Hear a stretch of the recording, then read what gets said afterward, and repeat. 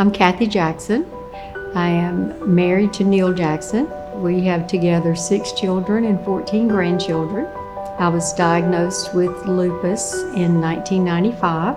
When I was diagnosed, I was a young mother raising children, and at that time the prognosis was not what it is today. It was almost a death sentence. We struggled. I have systemic lupus, SLE lupus, which is the lupus that attacks your main organs. So I got the dreaded phone call from my doctor that I had a positive ANA. I had to go to the emergency room and was in the hospital for about a week with pericarditis. And the doctor, running a lot of tests because he knew 37-year-old women shouldn't have pericarditis, and discovered the lupus. And at the time I was given the diagnosis, I had no clue what it was, as most people still probably don't. And the easiest thing that I can say, the most common way to tell you without a medical degree is, it is my body attacks both good and bad cells. Then it started as it progressed, affecting major organs. And those organs, the first was my heart when I had the pericarditis. The second time was my colon. And we all laugh because we didn't have the typical 40-year-old birthday party when I turned 40. I had lost down to about 85 pounds.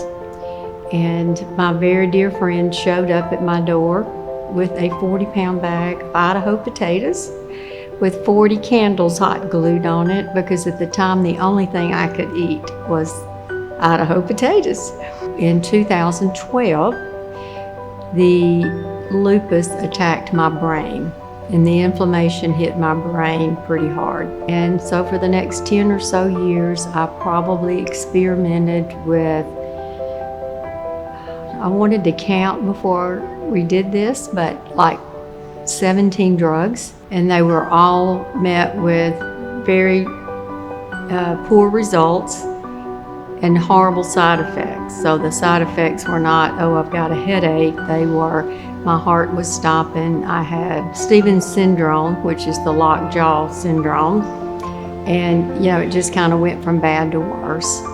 So when you ask how I got to where I am, I will tell you that I needed to have my own stem cells. And so that began the second part of my journey with much better results.